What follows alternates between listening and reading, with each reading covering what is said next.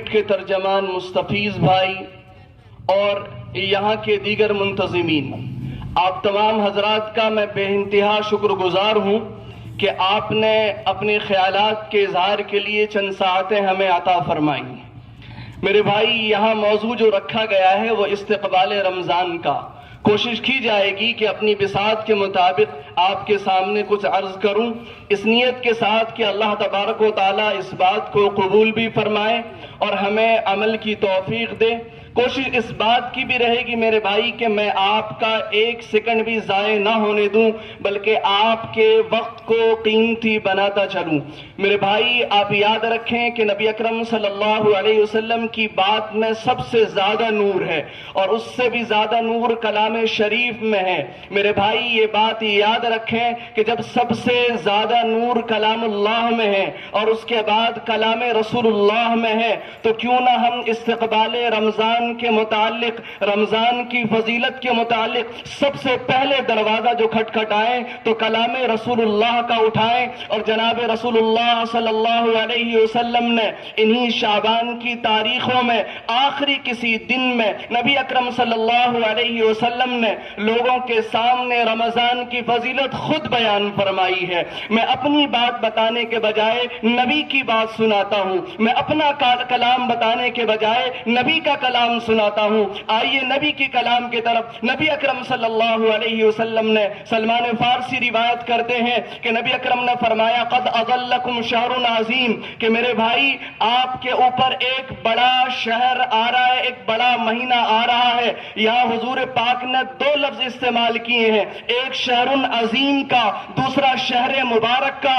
شہر عظیم کے معنی بھی قرآن سے لیں گے اور شہر مبارک کا معنی بھی قرآن سے لیں گے۔ جب شہر عظیم کی باری آئی ہے، عظیم کے معنی ہے بڑا، عظیم کے معنی ہے کبریائی والا، عظیم کے معنی ہے عظمت والا، تو قرآن کریم سے پوچھئے کہ اے مہینے رمضان تو افضل کیسے ہوا، تو عظیم کیسے ہوا؟ تو قرآن کریم بتائے گا شہر رمضان انزل فیہ القرآن، میں عظیم اس وجہ سے ہوں کہ مجھ میں قرآن کریم کو نازل کیا گیا۔ پھر پوچھئے کہ تیری کوئی اور عظمت بتا، تو قرآن کریم جواب دے گا انا انزلناہ فی لیلۃ القدر وما ادراک ما لیلۃ القدر لیلۃ القدر خیر من الف شہر، کہ اللہ تبارک و تعالیٰ نے ایک رات رکھی ہے شب قدر جو اسی مہینے میں رکھی ہے، اس لیے میں افضل ہوا ہوں۔ آپ پوچھئے قرآن کریم سے کہ ذرا اور فضیلتیں بتائیں، کیسے کیسے یہ چیز ہے، یہ واقعہ پیش آیا، تو قرآن کریم جب اترنے کی بات آئے گی تو کہے گا کہ رب العالمین کی طرف سے آیا ہوں،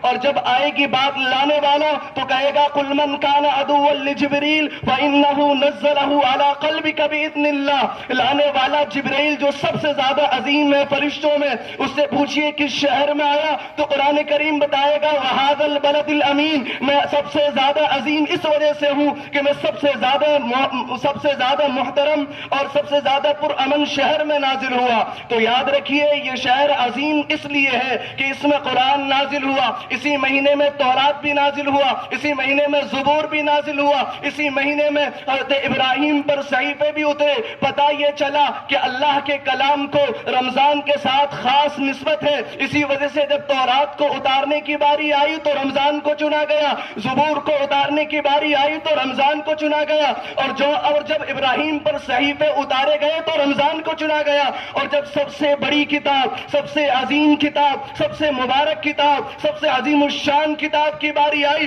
تو بھی شہر رمضان انزل فیہ القرآن کے ذریعے اسی مہینوں کو چنا گیا۔ حدیث کی پہلے جز کی ابھی تشریح ہوئی ہے، بقیہ اجزاء باقی ہیں۔ خود نبی سے پوچھئے کہ اے نبی آپ نے شہر عظیم کہا، سمجھ میں آ گیا، آپ نے کہا بابرکت، آپ نے کہا بابرکت ہے، بابرکت کا کیا معنی، بابرکت کا کیا مفہوم ہے، یہی قرآن بتائے گا اور یہی حدیث بتائے گی۔ اگلا لفظ پڑھیے، نبی اکرم صلی اللہ علیہ وسلم نے فرمایا کہ من تقرب فیہ بخصلۃ من خصال الخیر، کہ جو اس مہینے میں کسی بھی خیر کے ذریعے اللہ کا قرب حاصل کرے، جو اس مہینے میں کسی بھی نیکی کے ذریعے اللہ کو پانا چاہے، جو کسی بھی بھلائی کے ذریعے اللہ کے قریب جانا چاہے، اللہ کے دربار میں مرتبہ پانا چاہے، تو اس کے لیے یہ مہینہ برکت والا بن جائے گا کہ جب اس مہینے کے اندر ایک رکعت پڑھے گا اور جب اس مہینے کے اندر ایک نفل ادا کرے گا، کان کمن ادا فریضۃ، کہ اس نفل پر اس کو فرض کے برابر برابر ثواب دیا جائے گا۔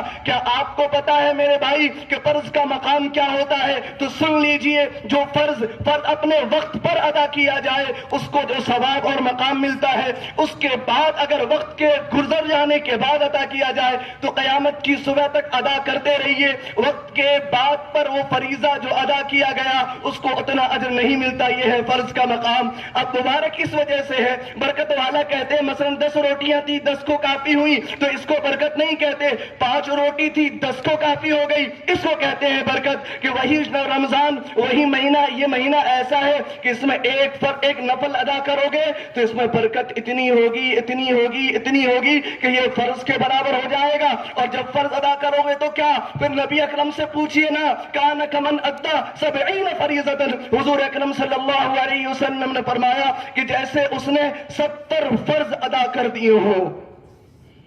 یہ ہے مبارک کا مفہوم۔ آگے چلیے، نبی پاک صلی اللہ علیہ وسلم سے پوچھئے اس میں کھلانے پر بھی کوئی اجر ہے؟ اس میں ماں باپ کے ساتھ صلح پر بھی اجر ہے؟ نبی پاک صلی اللہ علیہ وسلم نے اس کی فضیلت بھی بیان فرمائی کہ اگر تم میں سے کوئی کسی کو افطار کرا دے، من فطر فیہ صائما، جس میں کوئی اس میں افطار کرا دے اس مہینے میں، تو جتنا اس کو روزہ رکھنے پر ثواب ملا ہے اتنا تم کو روزے کی افطاری کرانے پر ثواب عطا فرمائے گا۔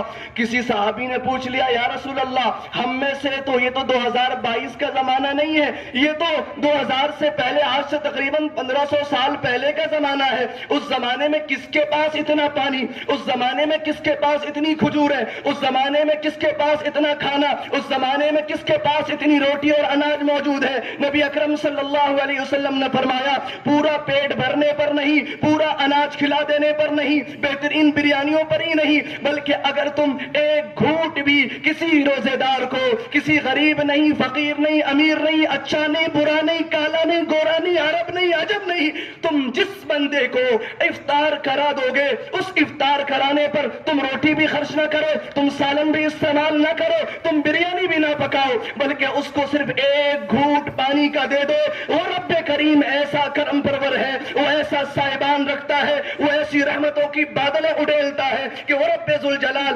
ایک گھونٹ پانی پلانے پر بھی تمہیں پورے روزے کے برابر ثواب عطا فرمائے گا۔ اس کے بعد نبی اکرم صلی اللہ علیہ وسلم سے پوچھئے کہ اس مہینے میں کرنے کے کام کیا ہے اور نہ کرنے کے کام کیا ہے؟ سرکار دو عالم صلی اللہ علیہ وسلم نے فرمایا، چار لوگ ایسے ہیں جن کو اس مہینے سے کچھ نہیں ملا۔ استقبال رمضان سے وہ لوگ فائدہ اٹھائیں گے جو ان سے باہر ہو، اگر ان میں کا کوئی ہے تو فائدہ نہیں اٹھا سکتا۔ حضور اکرم سے پوچھئے وہ کون لوگ ہیں؟ حضور نے فرمایا، مدمن خمر، شراب پینے والا، جب تک شراب پیتا رہے نہ چھوڑے، معافی نہیں ملنی، اس کو استقبال رمضان سے فائدہ نہیں ہونا۔ اور استقبال رمضان کے کیا معنی ہے؟ مثال کے طور پر آپ سمجھ لیجئے، اگر بارش ہوتی ہے اس منڈپ میں تو سب کا گیلا ہونا لازمی ہے، اگر آگ جلائی جائے اس مجمع میں سب کا جلنا لازم ہے، اگر برف لگائی جائے اس مجمع میں سب کو ٹھنڈک کا پہنچنا لازمی ہے۔ تو آپ یاد رکھیے، جب رمضان آیا ہے تو رمضان کا مطلب ہے مغفرت ہونا ضروری ہے، اللہ کی رحمت کا پانا ضروری ہے، جنت میں جانے کے فیصلے کا ہونا ضروری ہے۔ رمضان آیا مسلمان کے پاس تو جہنم سے بچنا ضروری ہے۔ اگر کوئی بندہ جیسے اس یہاں پہ چھپر لگا دی جائے تو بارش ہونے کے باوجود بھی پانی نہیں پہنچتا، یہاں پر آگ لگا دی جائے تو چاروں طرف سے آگ جلانے کے بعد بھی آپ تک آگ نہیں پہنچے گی، اور یہاں پر برف کے درمیان کوئی حائل، کوئی دیوار رکھ دی جائے تو برف کے ہونے کے باوجود بھی ٹھنڈک آپ محسوس نہیں کر سکتے۔ ایسے ہی رمضان جو سراسر مغفرت کا ہی مہینہ، سراسر اللہ کی عطا کا ہی مہینہ، اس میں تو اللہ نے یہ بھی فرمایا، یا باغی الخیر اقبل، اے خیر کے طالب، اے بھلائیوں کے طالب، اے اللہ کا تقرب چلنے والے آگے بڑھ، ویا باغی الشر، اور اے وہ آدمی جو قصور کرتا ہے، اے وہ آدمی جو شرارتیں کرتا ہے، اے وہ آدمی جو اللہ کی معصیت میں ہے اور اللہ کی نافرمانیاں کرتا ہے، پیچھے ہٹ، اقصر، پیچھے ہٹ، اس مہینے میں گناہ نہ کر۔ آپ کو یاد ہوگا وہ واقعہ ایک یہودی کا، کہ ایک یہودی لوہاری کا کام کرتا تھا، اور وہ لوہار اپنے بچے کو جب رمضان کا مہینہ آتا، جب وہ باہر کھانے پینے لگتا، وہ یہودی اپنے بچے سے کہتا، بیٹا دیکھو رمضان مہینہ آ گیا ہے، یہ مسلمانوں کا عظمت والا، برکت والا مہینہ ہے، اس میں باہر کھاؤ پیو نا، تمہیں کھانا ہے تو اندر کھا لو۔ اس بچے نے نہ سنا تو اسے تھپڑ لگایا، اسے چوٹ پہنچائی، اس کی تنبیہ کی، اس کی سرزنش کی، اور اس کے بعد جب اس کا انتقال ہوا تو اللہ تبارک و تعالیٰ نے اس یہودی کو انتقال سے پہلے ایمان نصیب فرما دیا تھا۔ پتہ ہے آپ کو وجہ کیا تھی؟ کہ صرف اس مبارک مہینے کی عظمت اس کے دل میں تھی کہ اپنے بیٹے کو تھپڑ مارا کہ اس مہینے میں کھانا ہے تو گھر میں کھا، باہر کھلے عام نہ کھا۔ یہ مہینہ مسلمانوں کے ادب، احترام اور روزہ رکھنے کا مہینہ ہے۔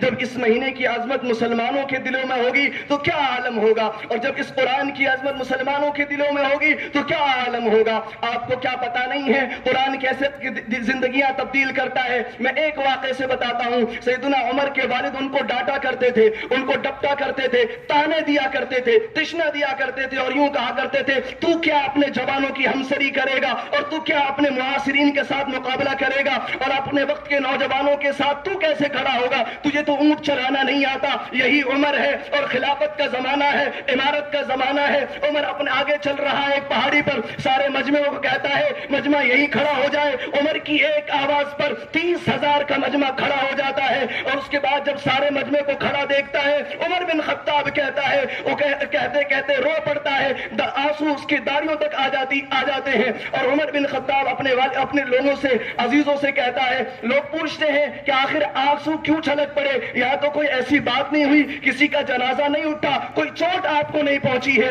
عمر بن خطاب کہتے ہیں کہ مجھے اپنا وہ دن بھی یاد تھا جس دن میں اپنے باپ کے سامنے اونٹ نہ چرا کر جاتا تھا، میرا باپ گالیاں دیتا تھا، مجھے تانا دیتا تھا، لیکن آج کا دن ہے جب سے حضور کے قدموں میں آیا ہوں، جب سے قرآن کے قدموں میں آیا ہوں، جب سے آیتوں کے سائے میں آیا ہوں، جب سے جملوں کے سائے میں آیا ہوں، رب کے کلام کے سائے میں آیا ہوں۔ آج عمر جب اگر کہتا ہے ٹھہر جا تو پورا ملک ٹھہر جاتا ہے، کہتا ہے چل تو پورا ملک چل پڑتا ہے۔ عمر کہتا ہے لڑو تو سارا ملک لڑتا ہے، عمر کہتا ہے پیچھے ہٹو تو سارا ملک پیچھے ہٹ جاتا ہے۔ یہ دولت مجھے قرآن کریم نے دی ہے، یہ مثالیں یاد رکھیے گا۔ قرآن کریم ایسے تبدیل کرتا ہے زندگیوں کو۔